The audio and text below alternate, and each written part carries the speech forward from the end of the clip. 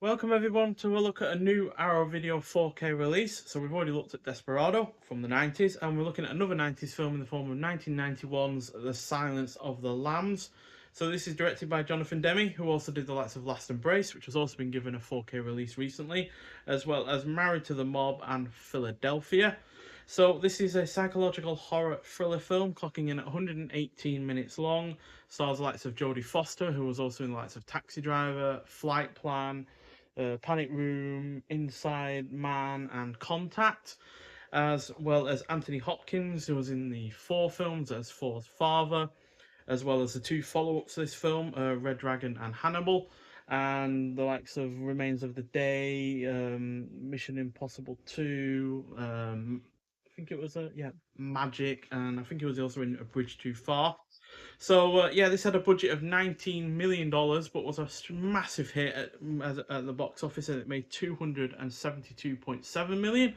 So a certified success in that regard. And yeah, it's about Clarice Starling, who is a top student at the FBI's training academy. Jack Crawford wants Clarice to interview Dr. Hannibal Lecter, who is a brilliant psychiatrist who is also a violent psychopath. He's who is serving life behind bars for various acts of murder and cannibalism. Crawford believes that Lecter may have insight into a case, and that Starling, as an attractive young woman, may be just a bait to draw him out. So this became the third and most recent film, the other two being It Happened One Night and One Flew Over the Cuckoo's Nest, to win Academy Awards in all five major categories: Best Picture, Best Director, Best Actor, Best Actress, and Best Adapted Screenplay. And it's the first and so far only horror film to be nominated for to win Best Picture, as well as obviously be nominated. So yeah, and that more than sums up how great this film is, because it was able to transcend the whole kind of film world in every kind of way. It was a mainstream hit, it was a critical success, but it also won awards where horror films or most other films really haven't done in a in the kind of way that this has done before. But despite all of that, I do personally prefer Manhunter, which is a film that preceded this, that also had the same characters in terms of Dr. Hannibal Lecter. It's the same story that would be used in the Red Dragon film, starring Edward Norton. But yeah, I personally prefer that a little bit more. I wouldn't say Brian Cox is as good as Anthony Hopkins in the same role, but the rest of the film just works that little bit more for me. But that said, this still is a superb effort in its own right, and it's anchored by the brilliantly performances of Foster and Hopkins. And the plot is engrossing and riveting in equal measure. The supporting cast is also really good. You've got a supporting role from Roger Corman, who recently sadly passed away, but he has that role purely because Jonathan Demme owes his career to Roger Corman, who was a prolific producer in the 70s and onwards. And Jonathan Demme had several of his films produced by Roger Corman, so it's kind of a way of giving back. The score by Howard Shore is also solid. It is well shot, extremely well paced. At nearly 2 hours, it really doesn't feel it. Has a good script that prioritizes interesting character interactions, features a tense finale, and the restricted use of violence makes any scene that features it all the more shocking. And yeah, despite being, nearly, well, not far, 30 years, well, yeah, 33 years old now, it's still rated an 18. As you can see, there's not many films that were rated as highly as that far back that are as rated that nowadays. But yeah, the 4K itself looks pretty damn good, by the way, especially in terms of sound and in terms of the picture on top of all of that. No real issues in that regard. The printed disc is the different kind of artwork that we also get with the poster that we have as well, which I'll show you in a second. But we also get some art cards, which are all nicely printed. They all have the original film poster on the back. So minor spoilers for the film, if you've not seen it somehow by now. And if you haven't seen it, I do highly recommend it. It's a classic of the horror genre, while also again mixing in the psychological and thriller elements as well.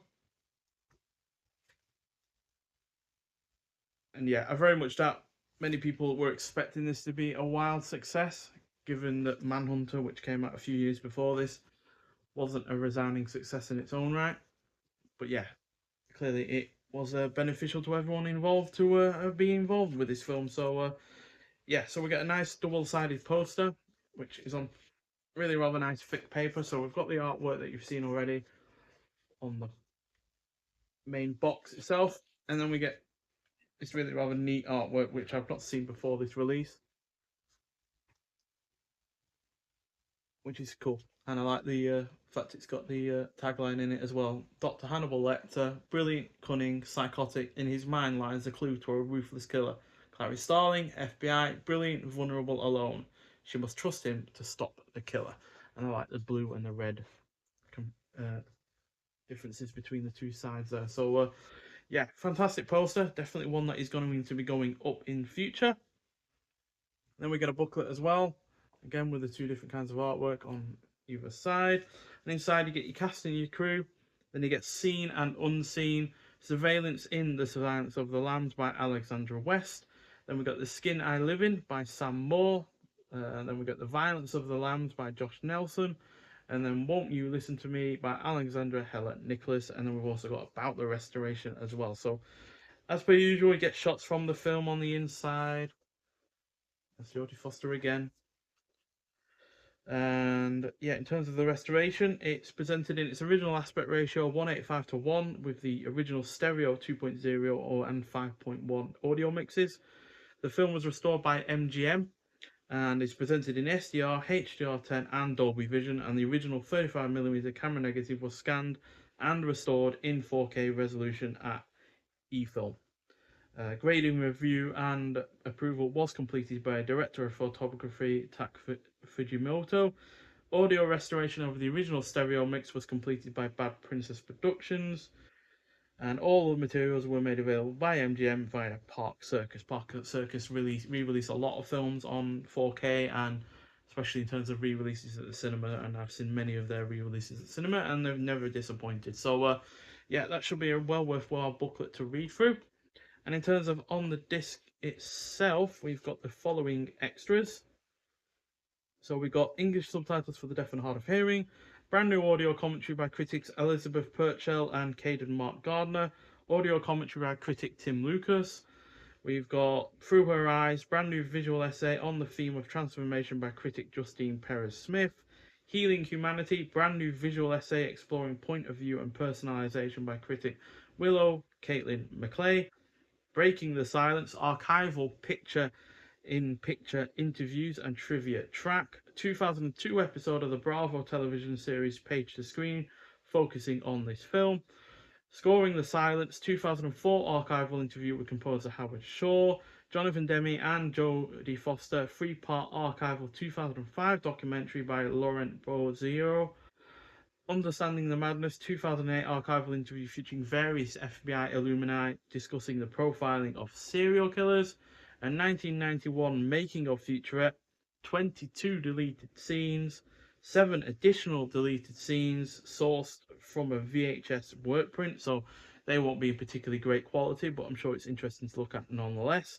Outtakes, Anthony Hopkins' phone message, theatrical trailer, teaser trailer, 11 TV spots, image gallery, and all of the physical extras I've shown you already. So yeah, this is very much a comprehensive release from Arrow Video. It's not like the other 4K releases that they've done in the past, where usually it's just a 4K version of the Blu-ray that they've already had, and all of the extras, physical or otherwise, are just the same.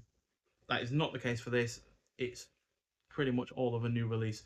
Granted, obviously Arrow Video didn't release this on Blu-ray originally, so that might well be why they've decided to go all out with it. But regardless, yeah, it's well worth getting in terms of the physical aspects, the extras on the disc, as well as the 4K presentation as well. And then there's just the film itself, which is just absolutely superb. One of the few films I've given 5 out of 5 in my collection. And yeah, if you've somehow not seen it in the 30 plus years that it's been out, then yeah, I do highly, highly recommend it. But nonetheless, if you have seen this film before, I'd like to hear your thoughts on it. And yeah, thank you for watching, and I'll see you in the next one. Bye.